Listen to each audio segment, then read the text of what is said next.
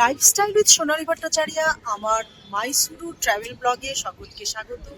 আজ আমরা সারাদিন মাইসোরে ঘুরবো, চলুন দেখা যাক। হাম্পি থেকে ট্রেন ধরে মাইসোরে এসে পৌঁছালাম। স্টেশনে সেরে নিলাম ব্রেকফাস্ট। মাইসোর স্টেশনের বাইরে থেকে অটো, টোটো, উবের সবই কিন্তু পাওয়া যায়। আমরা সাইন হোটেলে থেকেছিলাম।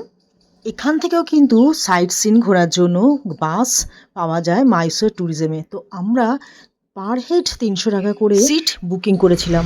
প্রথমে গেলাম বনবিতানে, যেখানে প্রবেশ মূল্য ৫০ টাকা, আর যা সঙ্গে নেবেন তার জন্য তারা ১০ টাকা করে কেটে নেবে। প্লাস্টিকের জিনিস ফেরত দিলে সেই টাকা কিন্তু ফেরতযোগ্য।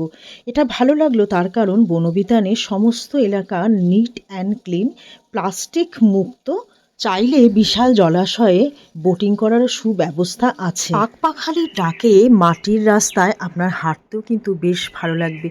প্রচুর ফ্রেশ অক্সিজেন যেন আপনাকে ঘিরে থাকবে সারাক্ষণ। আর জলাশয়ের ধারে দুদণ্ড বসলে মন কিন্তু একদম শান্ত হয়ে যায়। ১৬০ টাকা দিয়ে দুটি দক্ষিণ ভারতীয় থালি নেওয়া হয়েছিল, তাতে আমাদের ৩ জনের খেয়েও যেন অনেকটাই বেশি। ১৯১২ সালে সম্পূর্ণ হওয়া অম্বা প্যালেসের প্রবেশ মূল্য ৪০ টাকা। খালি পায়ে ঘুরতে হবে, জুতো রাখার সুব্যবস্থা আছে। আমরা বাসে রেখেই অম্বা প্যালেস দেখতে বেরিয়ে পড়েছিলাম। ১৪০০ শতকে নির্মিত হয়েছিল, যা একাধিকবার পুড়ে গিয়েছিল। এরপর ১৮৯৭ সালে গ্র্যানাইট পাথর ও সেগুন কাঠের নকশায় রাজপুত ইসলামিক গথিক শৈলীতে তৈরি। বিস্তৃত বাগান দিয়ে ঘেরা ভিতরে প্রবেশ হল রয়েছে। খড়কুড়ি দেওয়া জানলায় প্রাচীনত্বের নিদর্শন। বেলজিয়াম গ্লাস, কৃত্রিম সোনা দিয়ে মোড়ানো থাম চন্দন কাঠের জন্য বিখ্যাত। কোটিপতি মহারাজা কৃষ্ণরাজ ওয়াদিদার তার প্রগতিশীল শাসন, শিক্ষা ও সামাজিক সংস্কারের জন্য বিখ্যাত। প্রাসাদের অভ্যন্তরে আজও কুলদেবতা বিষ্ণু পূজিত হন। খেলা দেখার জন্য রয়েছে গ্যালারি। শিল্পীর হাতের ছোঁয়ায় নিখুঁত নকশা দেখতে দেখতে সময় যে কখন কেটে যাবে বোঝাই যায় না। এই পোর্শনটা আমার ভীষণ ভালো লেগেছে। হাতিদের পোশাক আজও যত্ন করে সাজানো। হাতি হচ্ছে শক্তির প্রতীক। রাজপরিবারের উত্তরসূরিরা এখন বিদেশমুখী হলো, কিছু মানুষ এখনও রয়ে গেছে প্রাসাদের বাইরে। কুলদেবতা এখানে নিত্য পূজা পান। বিস্তৃত অঞ্চল জুড়ে অম্বা প্যালেস দেখতে গেলে সারাদিন কিন্তু সময় লেগে যাবে। এশিয়ার দ্বিতীয় বৃহত্তম গির্জা বলে বিবেচিত ফিলোমেনার গির্জা ১৯৩৩ সালে রাজা কৃষ্ণরাজ ওয়াদিদার ভিত্তিপ্রস্তর স্থাপন করেছিলেন। রোমান ক্যাথলিক ও নবগথিক শৈলীতে তৈরি। অভ্যন্তরে রয়েছে সেন্ট ফিলোমেনারের মূর্তি। ওয়েবরা তাদের রাজধানী মহীশূর থেকে শ্রীরঙ্গপত্তমে স্থানান্তরিত করে ১৭৮২ সালে রাজা হায়দার আলীর পুত্র টিপু সুলতানের দুর্গ বৃদ্ধি করে ইস্ট ইন্ডিয়া কোম্পানির সাথে যুদ্ধ করে মৃত্যুবরণ করেন। ১৪০০ কোটি টাকার রয়্যাল প্যালেসের এই ভিডিওটা কেমন লাগলো? টিপু সুলতান দুর্গের অভ্যন্তরে ১২০০ শতকে তৈরি এটি রঙ্গনাথন স্বামীর মন্দির। ভগবান বিষ্ণু এখানে নিত্য সেবা পান। সকাল ৬টা থেকে ১২টা, বিকেল 6টা থেকে 9টা পর্যন্ত খোলা থাকে।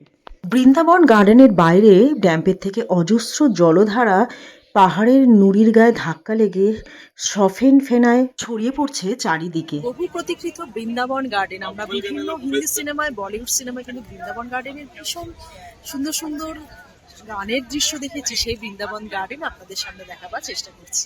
ড্যাম্পের জলাধারে মাছেদের কেলি। দীর্ঘ জলাধারের পথ পেরিয়ে পৌঁছতে হয় বৃন্দাবন গার্ডেনে।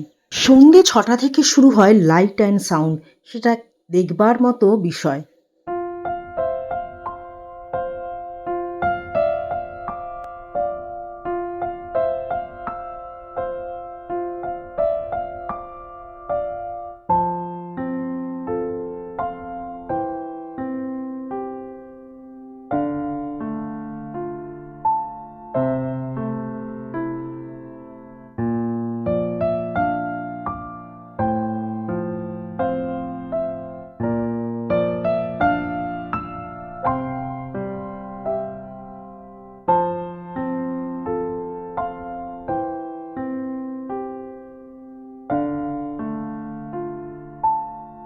ফোয়ারার শব্দটুকু তুলে রাখার চেষ্টা করছি আমার ফোনে। সন্ধে নেমে এসছে বৃন্দাবন গার্ডেনে।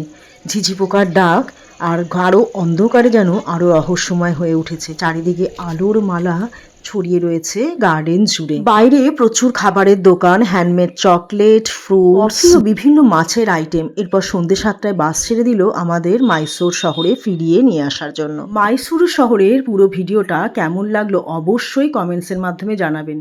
লাইক এবং সাবস্ক্রাইব করে আমার পাশে থাকবেন। নমস্কার।